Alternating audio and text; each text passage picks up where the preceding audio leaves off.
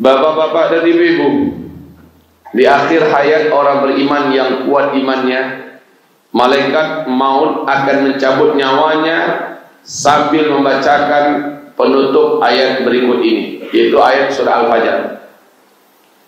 Ya ayyatuhan nafsul mutmainnah irji'i ila rabbiki radiyatan mardiyah fadkhuli fi ibadi wadkhuli jannati.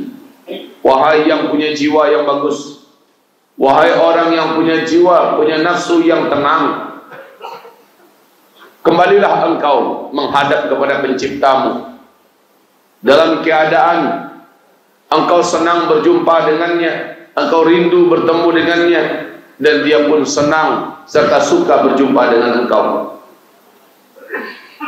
Wahai yang punya jiwa yang tenang, kembalilah engkau dan bergabunglah bersama hamba-hamba Allah yang ikhlas, hamba-hamba Allah yang beriman, dan masuklah engkau ke dalam surga yang telah disiapkan.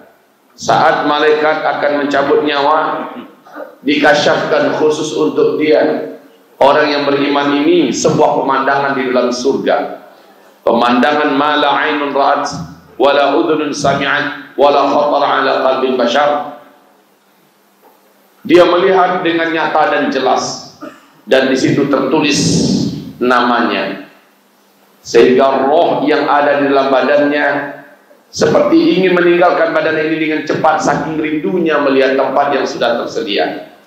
Maka malaikat menggiring dengan ringan seperti rambut yang ditarik, seperti rambut yang ditarik dari tepung, ringan sekali keluarnya. Mudah-mudahan bapak-bapak, ibu-ibu mengalami peristiwa indah di mana akhir hayat setiap kita pasti akan datang, dan dibacakan ayat ini oleh malaikat maut untuk kita, dilihatkan pemandangan surga yang mana kita akan menghuninya nanti. Amin. Ini penutup daripada surah Al-Fajr. Uniknya, jika penutupnya begitu, yuk kita periksa dari awal ayat. Bismillahirrahmanirrahim. Wal fajr, demi waktu fajar. Walayalin ashar, demi waktu malam-malam yang 10. Wasyafa'i wal watar, demi angka genap dan angka ganjil. Wal laili idza yasr, dan malam apabila dia berakhir. Hal fi dzalika qasam lidhi hijr, apakah yang demikian ini adalah sumpah yang bisa dapat pelajaran bagi orang yang punya hati. Alam tara kaifa fa'ala rabbuka bi'ad, tidakkah engkau lihat apa yang dilakukan oleh Rabbmu kepada kaum 'Ad? Iram dzatil imad, yaitu kaum Iram yang memiliki tiang-tiang yang tinggi dan besar-besar. Allati lam yukhlaq mithluha fil bilad, belum pernah ada sebelumnya, dan nanti juga tidak akan pernah ada yang mampu membuat seperti ini di negeri-negeri dan negara-negara manapun.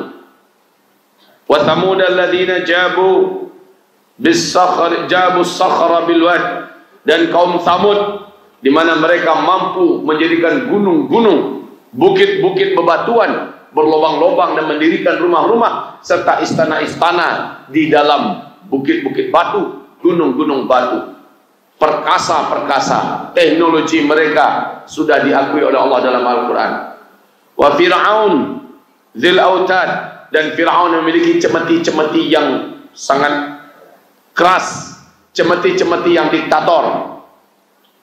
Alladzina taghaw fil bilad, mereka seluruhnya adalah orang-orang yang sudah keterlaluan di negara-negara, di negeri-negeri. Faktsaru fihal fasad, makin banyak mereka berkuasa, makin lama mereka berkuasa, makin jahat mereka kepada Islam, kepada pembawa-pembawa Islam, kepada kaum muslimin. Fasabba alaihim rabbuka sawta adab, lalu mereka harus berhadapan dengan cemeti azabnya Allah subhanahu wa ta'ala. Inna rabbaka labil mirsad, sesungguhnya Allah pasti akan mengintai, pasti Allah akan akhiri, Allah akan sudahi seluruh para penzalim-penzalim. Perhatikan ini, setelah Allah menyebutkan wal fajr, demi waktu fajar, dan malam-malam yang 10, angkat genap dan angkat ganjil, dan malam pasti berakhir. Apa maksudnya? Di akhir zaman, kita ini akhir zaman, Rasul SAW menyebutkan bahwa kita ada 5 fase. Dari sejak beliau Allah utus, ini adalah start, sampai kepada finish. Finish ini adalah berakhirnya kita semua, seperti yang saya kajikan malam tadi. Start, finish. Finish itu terjadinya tanda besar kiamat yang ke-7. Seluruh orang Islam serentak Allah wafatkan. Nah, Rasul bersabda, kalian akan menjalani 5 fase. Fase pertama, Islam dipimpin oleh Nabi Muhammad. Kaum muslimin langsung Nabi Muhammad yang pimpin. Fase kedua, yaitu fase di mana kaum muslimin dipimpin oleh para khulafaur rasyidin. Inilah fase khilafah Islamiyah. Kemudian fase ketiga, ini yang paling lama, kaum muslimin dipimpin oleh para khalifah yang menggunakan sistem kerajaan, dan ini lamanya selama 1227 tahun. Kalau ini 30 tahun dan ini 23 tahun. Kemudian fase keempat, ini adalah fase kita sekarang ini. Fase ini paling lama, paling banter hanya 100-an tahun. Inilah fase kediktatoran. Saya buat besar karena kita sedang di sini dan banyak uraian yang sebenarnya harus kita uraikan. Nah, kemudian fase terakhir, Islam kembali diberi oleh Allah nikmat dan rezeki, yaitu Islam akan kembali memimpin seluruh dunia ini. Ini janji Allah dalam Al-Quran surat An-Nur ayat 55. Khilafah Islamiyah akan kembali tegak dengan konsep kenabian persis seperti fase kedua. Jadi fase kedua dengan fase kelima mirip, hanya bedanya 3 fase pertama ini dunia dikuasai oleh Islam 2/3% baru, tapi nanti di fase kelima 100%. Nah, kaum muslimin, Rasulullah bersabda sallallahu alaihi wasallam dalam hadis riwayat Abu Daud, Islam itu naik selama 700 tahun. 700 tahun. Lalu Islam turun selama 700 tahun. Islam turun selama 700 tahun. 1400 sudah. 1400 tahun Islam mengalami turun dan naik. Tapi sejak 1401 Hijriah tentunya ya, sejak itu Islam sedang menuju naik. Ini saya karena saya zoomkan ya. Kaum muslimin, Islam sekarang sedang menuju naik, menuju tegaknya kembali puncak kekuasaan Islam. Sekarang sejak tahun 1979, ini bertepatan dengan 700, ya kan? 1400 Hijriah, kalau Masehinya 1979, sejak itu Islam menuju naik. Kira-kira indah ya, Islam sedang naik, Islam sedang naik. Inna dia wal fajar. Hari-hari yang dijalani oleh Islam sedang naik ini, ibaratnya kalau dalam malam, potongan-potongan malam.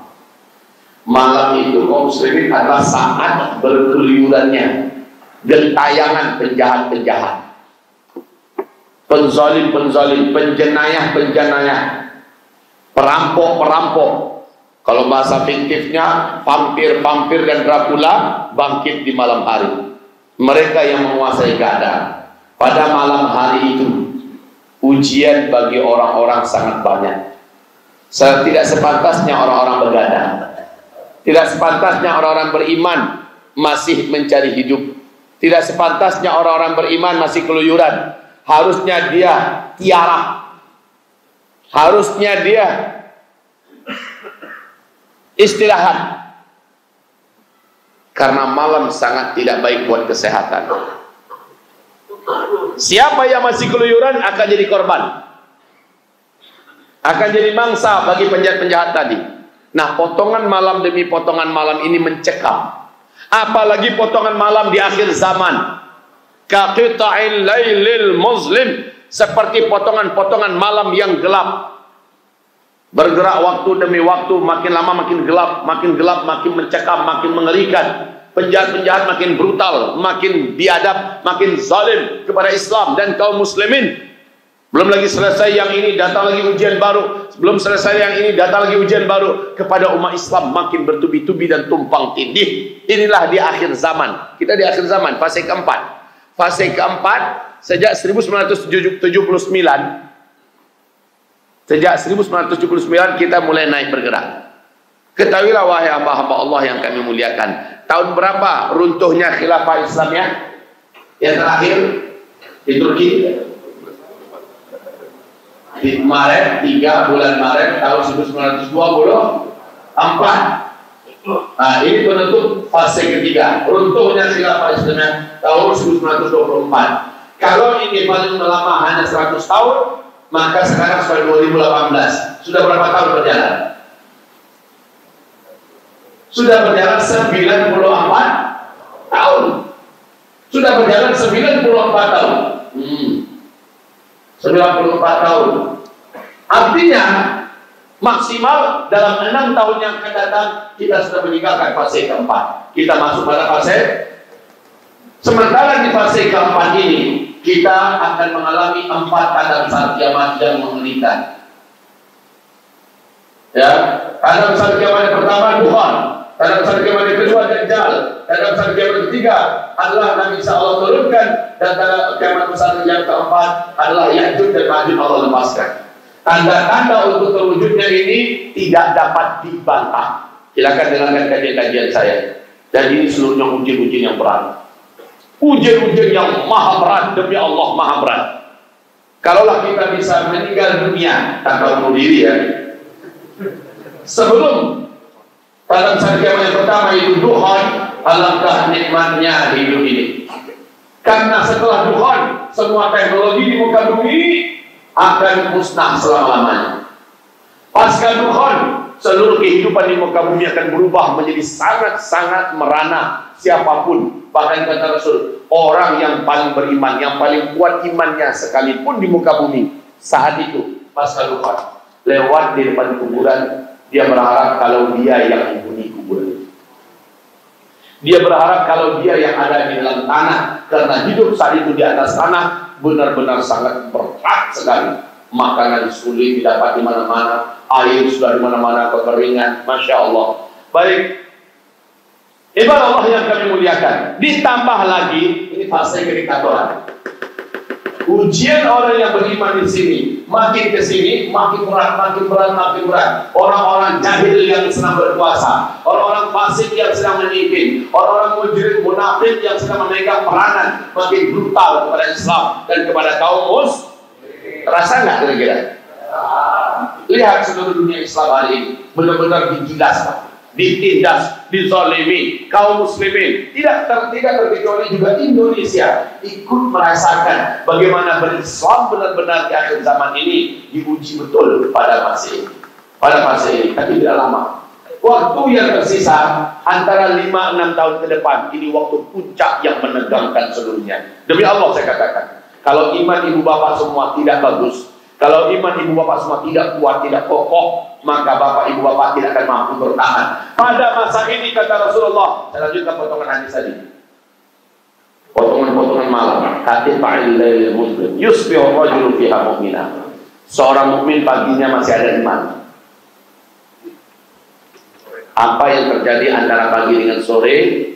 Ada pencucian pemikiran, ada teror, ada berbagai macam iming-imingan dunia dan segala macamnya. Fayumsi kafira, sorenya dia sudah murtad menjadi kafir. Ini fase ini. Yumsi mu'mina wa yusbihu kafira, sorenya dia masih mukmin karena ada iming-iming dunia, ada pencucian otak, ada pemikiran yang disengaja disuntikkan dan sebagainya. Yumsi kafira, besok paginya dia yusbihu kafira, besok paginya dia sudah murtad menjadi kafir. Fa idza kana, kalau zaman seperti itu sudah terjadi, fantadhir dajjal min yaumihi aw min akhir. Tunggulah dajjal akan keluar pada saat itu atau besoknya, kata Rasulullah sallallahu alaihi wasallam. Ini puncaknya adalah dajjal lepas. Baik, ujian kita ke depan akan lagi meningkat. Baik diuji dengan alam, bencana, musibah, petaka, kehancuran ekonomi dunia, kemarau ekstrim seluruh dunia, di mana para pakar alam kita mengatakan 2019 sampai 2022 bumi akan mengalami kemarau ekstrim terberat di dunia, seluruh dunia.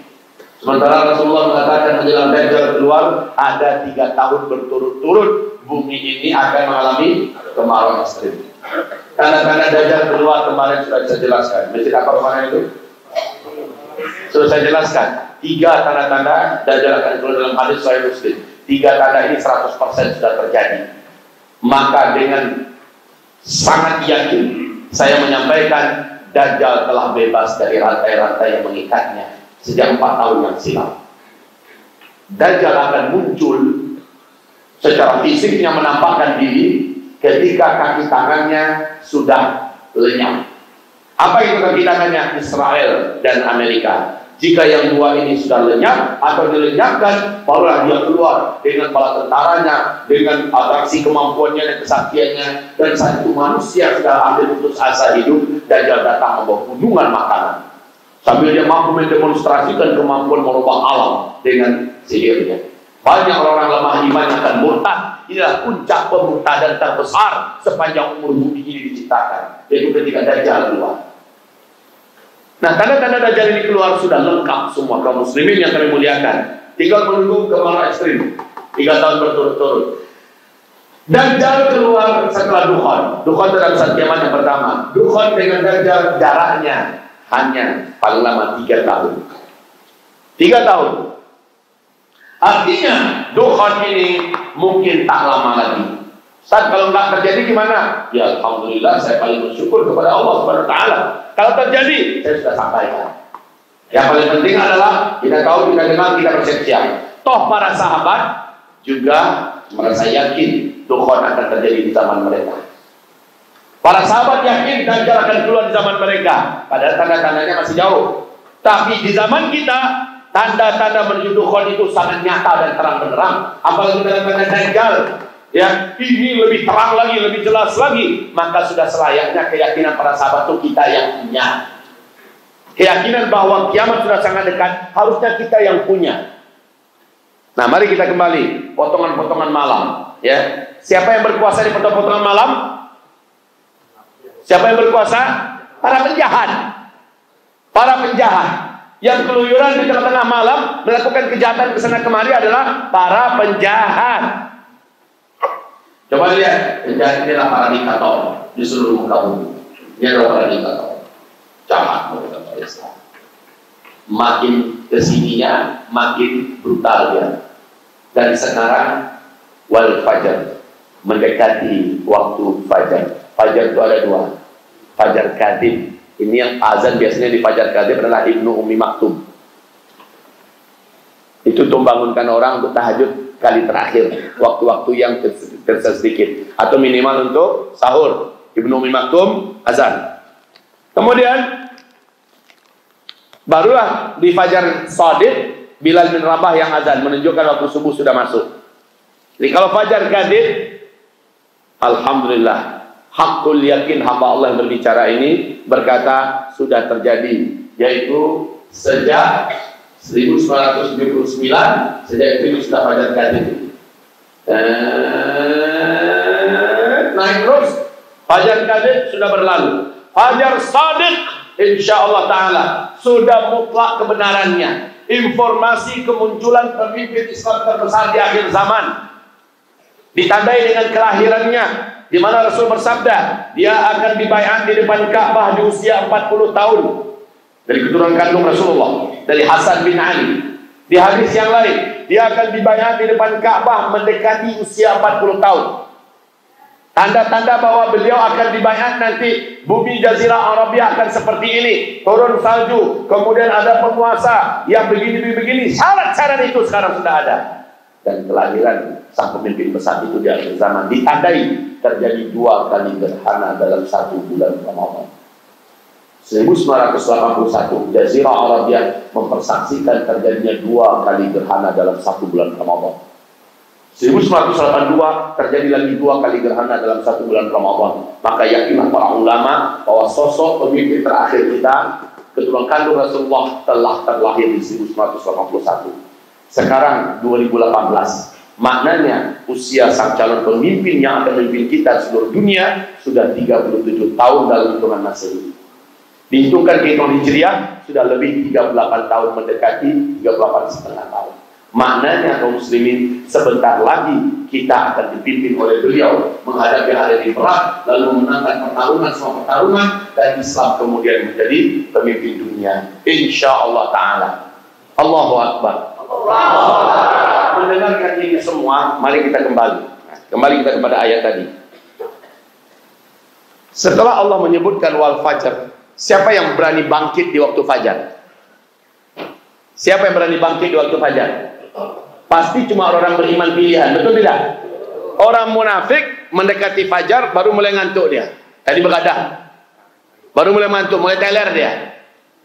Kemudian mendekati subuh tidur orang munafik. Kalau orang beriman malah pada waktu itu dia bangkit. Kalau tadi kelihatan tidak berdaya, kalau tadi kelihatan pasrah, makin mendekati kepada kemenangan Islam, barulah dia jaga, dia bangun seberat apapun, dia bangkit, teriakan Allahu Akbar bersama para alim ulama, memperjuangkan Islam, menegakkan dakwah, mengamalkan jihad, dan menegakkan amar bil ma'ruf nahi anil munkar, berkorban dengan harta, dengan nyawa sekalipun. Dia bangkit mencari keutamaan, lalu dia mulai tahajud di penghujung malam, sepertiga malam terakhir dia pun tahajud. Dia mencari keutamaan, dia berdoa kepada Allah Subhanahu wa ta'ala. Dia dengan Allah sangat rapat. Orang beriman di penghujung malam bangkit. Maka siapa saja yang di penghujung malam ini, siapa saja di Indonesia ini yang ikut bangkit berjuang dengan para alim ulama, mereka lah orang-orang beriman. Kata Rasulullah menjelang Dajjal keluar, umatku terbelah menjadi 2, mukmin haqqan, munafik haqqan. Yang munafik telak oleh dunia. Oleh gemerlapnya dunia, mereka akhirnya terpedaya, terhipnotis oleh iming-iming, akhirnya lompat kubu. Benar, ini akhir zaman. Oleh iming-iming dunia, oleh jabatan, atau dengan sedikit ancaman, akhirnya dia loncat pagar. Pindah dari kebenaran yang sudah jelas-jelas benar menuju kebatilan yang terang benderang batilnya. Inilah dia zamannya. Mari kita lanjutkan. Setelah Allah menyebutkan itu, kemudian Allah menghadapkan dengan kaum Ad. Allah menghadapkan dengan kaum Samud. Allah hadapkan dengan Firaun. Kaum Ad ini waya raya. Kaum Samud kokoh-kokoh, teknologinya hebat. Firaun memiliki bala tentara yang tak terkalahkan. Tipe yang 3 ini dihadapi. Kekayaan, teknologi yang hebat, dan kekuasaan yang tidak terkalahkan. Orang beriman yang bangun di tengah malam atau di penghujung malam terakhir harus berhadapan di akhir zaman dengan tipe-tipe Ad, tipe Samud, dan tipe Firaun di akhir zaman. Yang memiliki harta, memiliki teknologi, memiliki kekuasaan dan militer, tentara. Ini harus dihadapi oleh orang beriman yang bangun di penghujung malam terakhir. Lalu ada nyelip di sini. فَأَمَّا الْإِنسَانُ إِذَا مَا ابْتَلَاهُ رَبُّهُ فَأَكْرَمَهُ وَنَعَّمَهُ فَيَقُولُ رَبِّي أَكْرَمَنِ. Ada pula tipe manusianya. Kalau dia dikayakan oleh Allah, dia berkata, Allah telah memuliakan saya. Buktinya saya dikayakan, saya disukseskan, jabatan saya tinggi, kekuasaan saya dan pengaruh saya, jabatan bla bla bla bla bla. Terus wa amma idza mabtalahu faqadara alaihi rizqa fayaqulu rabbi ahanan. Adapun apabila dia miskin, Adapun bila dia melihat jalan yang ditempuhnya membawa dia tidak menguntungkan dunianya, dia mengatakan ini adalah kehinaan. Ini adalah kehinaan. Dia anggap apapun yang bisa merugikan bisnis, dia anggap apapun yang bisa merugikan dunianya, bisa menjatuhkan posisinya, bisa dipecat dia, itulah kehinaan. Maka dia tidak mau dengan kehinaan itu. Dia akan merapat bagaimanapun caranya untuk bisa mempertahankan kekayaannya. Kalau bisa kekayaannya nambah. Nah, tipe yang ini adalah tipe orang munafik. Dia lihat kemuliaan itu adalah pada harta. Dia melihat kemuliaan itu ada pada jabatan, ada pada kekuasaan, ada pada kehormatan. Maka siapa yang sedang berkuasa, siapa yang sedang punya harta, dia merapatnya ke sana. Merapatnya ke sana. Bukan kepada di mana kebenaran. Siapa yang mengusung kebenaran, bukan ke sana dia merapat, tapi dia merapat siapa yang bisa memberikan kepadanya harta. Siapa yang bisa menjamin untuknya kekuasaan dan jabatan, dia merapatnya ke sana. Karena dia lihat itulah kemuliaan.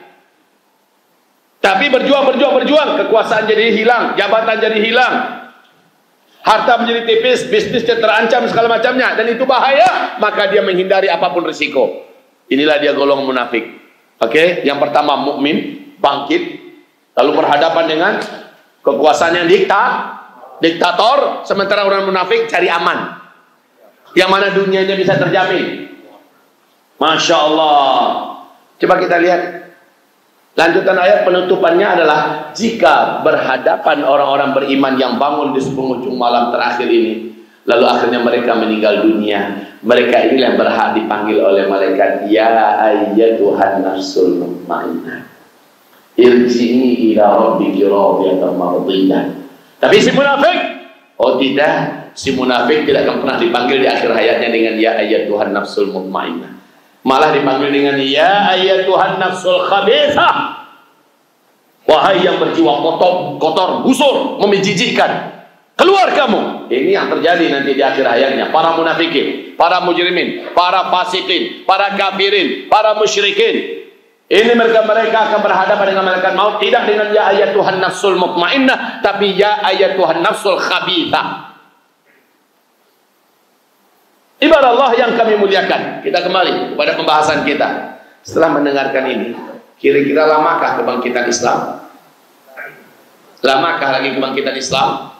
Ini Rasulullah menyebutkan bahwa masa kita antara start dan finish ini seuraikan dengan panjang lebar dan detail dalam tadi. Sekalipun ini hadisnya dhaif, tetapi hadis dhaif oleh para ulama hanya tetap dianggap sebagai perkataan yang mulia Rasulullah Sallallahu Alaihi, hanya tidak kita jadikan di atasnya berbeda akidah dan keyakinan. Hanya sekedar tahu dan mengilmui. Kalau sudah terjadi barulah kita yakin. Oke? Kata Rasulullah SAW dari start ke finish, kita ini diberi jatah oleh Allah dalam dua kumpulan riwayat ya. Yang pertama, umur umatku dari start ke finish adalah umur umat Yahudi dikurangi umur umat Nasrani. Umur umat Yahudi itu dari Nabi Musa dan Nabi Isa 2000 tahun. Umur umat Nasrani dari Nabi Isa dan Nabi Muhammad 600 tahun. 2000 kurang 600 jadi beda dengan umur umat Islam. Yang pertama 1400 tahun hitungan Hijriah. Kelompok yang kedua kata Rasulullah umur umatku, dan ini hadisnya memang banyak, tapi jauh riwayat yang mendukung sangat banyak. Sehingga menurut para ulama ilmu hadis mengatakan jika hadis dhaif ditopang oleh riwayat yang lain yang sangat banyak, walaupun sama-sama dhaif, akibatnya saling menguatkan, lalu naiklah ke atas satu tingkat menjadi hasan nilai ini. Sekarang kata Rasulullah umur umat di sisi Allah hanya 1 hari yang tersisa. Dan sejak sejak Nabi Muhammad diutus oleh Allah sebagai Nabi dan Rasul sampai serentak hanya tersisa 1 hari saja. Kemudian Allah tambahkan untuk umatku setengah hari lagi, berarti 1,5 hari. Mengunjung hadis kata Rasulullah, semoga umatku tidak menjadi lemah karena Allah menambahkan untuk mereka setengah hari lagi. Makin semakin berat ujiannya, betul? Ya, makin berat. Di sini saja sudah babak belur kita menuju tidak Tuhan. Di sini sudah babak belur, dalam keadaan lemah disuruh bangkit lagi. Dalam keadaan lemah disuruh bangkit, disuruh berjuang. Padahal sudah babak belur. Semoga umatku tidak menjadi lemah karena Allah menambahkan untuk umatku setengah hari lagi. 1 hari di sisi Allah dalam surat Sajadah ayat 5 sama dengan 1000 tahun kita menghitung di dunia. Berarti 1,5 hari adalah 1500. 1.500. Data kita sebenarnya cuma 1.000 tahun, tapi Allah tambahkan setengah hari lagi. Allah tambahkan setengah hari lagi. Semoga umatku tidak menjadi lemah, karena Allah menambahkan untuk umatku setengah hari lagi. 1.000 tahun, 700 tahun naik, pas 300 tahun kemudian itu jatah yang sebenarnya. Tapi kata Rasul, ditambahkan oleh Allah setengah hari lagi. Sejak tahun 1000 Hijriah. Sebenarnya jatah kita itu sudah habis. Yang kita ini menjalankan penambahan dari Allah 500 tahun lagi. Oke? Kaum muslimin yang dimuliakan, 1400 Hijriah, 1500 Hijriah. Para ulama sepakat mengatakan umur umat Islam ini, ulama Ahlussunnah wal Jamaah ya, jumhur sepakat mengatakan dari start ke finish, dari Muhammad diutus oleh Allah sebagai nabi dan rasul sampai wafatnya kita serentak adalah antara 1400 ke 1500 Hijriah. Umat Islam habis di muka bumi, habis sehabis-habisnya, tidak tersisa yang hidup satu orang pun saja. Dalam satu yang ketujuh adalah angin lembut yang sejuk lagi wangi, berbau wangi kesturi. Tapi angin lembut ini akan cepat membungkus bumi dan membawa visi atau misi kematian. Siapapun orang yang beriman di muka bumi ini akan mati tersentuh oleh angin itu atau terhirup oleh angin tersebut. Maka serentak satu muka bumi orang Islam habis langsung. Inilah akhir, finish. Nah, masa antara start finish adalah 1400 ke 1500. Ada segelintir kecil ulama yang nekat, seperti Imam Asyuti berani menyebutkan angka tahunnya 1477 Hijriah. Kata Imam Asyuti, umat Islam habis. Berani menyebutkan angka tahun itu menjadikan ulama-ulama yang lain tidak menerima, karena dalilnya bukan dari Al-Quran, dalilnya hanya ijtihad pribadi beliau. Tidak ada hadis yang saya menyebutkan 1477 Hijriah, tapi nekat Imam Asyuti. Tentulah beliau dipakar juga di hadis, pakar juga di bidang tafsir, dipakar di sejarah, pakar yang lainnya. Namun karena tidak ada dalil dari Al-Quran dan dari hadis yang sahih, ditolak oleh para ulama-ulama sedunia di masa itu. Ada juga yang mengatakan 1476 Hijriah, ada yang mengatakan 1482 Hijriah. Umat Islam habis. Kita semua sepakat pola penyebutan angka tahun tertentu selama dalil yang tidak ada dari Al-Quran. Setuju? Selama dalil yang tidak ada dari hadis yang sahih. Tapi kalau yang ini ada dalilnya 1400 dengan 1500. Oke. Sekarang bahasa yang paling ideal adalah bahasanya Syekh Al-Hafiz Ibnu Rajab Al-Hambali. Apa kata beliau? Umur umat Nabi Muhammad adalah dari sejak Allah utus Nabi Muhammad sebagai Nabi dan Rasul sampai finish, habis mereka serentak. Umur umat Nabi adalah lebih dari 1400 tahun Hijriah, tapi tidak akan lewat dari 1500. Nah, ini bahasa yang paling enak. Lebih dari 1400 tapi tidak akan lewat dari 1500. Antara ini habis. Nah, sekarang kita sudah 1000 berapa? 1440 Hijriah. Hijriah ini hitungannya dimulai dari sejak Nabi hijrah dari Mekah ke Madinah, betul? Menghitung umur umat Nabi bukan sejak Nabi hijrah, tapi sejak Allah utus beliau sebagai Nabi dan Rasul, dan itu di Mekah. Beliau di Mekah sebelum hijrah adalah 13 tahun. Maknanya 13 tahun ini wajib ditambahkan kembali. Artinya totalnya berapa? 1453 tahun dari hitungan hijrah yang sudah berjalan. Seandainya keberadaan kita di muka bumi ini orang Islam maksimal ada sampai 1500 Hijriah, artinya tersisa di depan kita untuk hidup paling lama 47 tahun lagi. Hitungan Hijriah. Masih lama boleh kan? Maka rasanya tidak pantas hari ini kita masih bakhil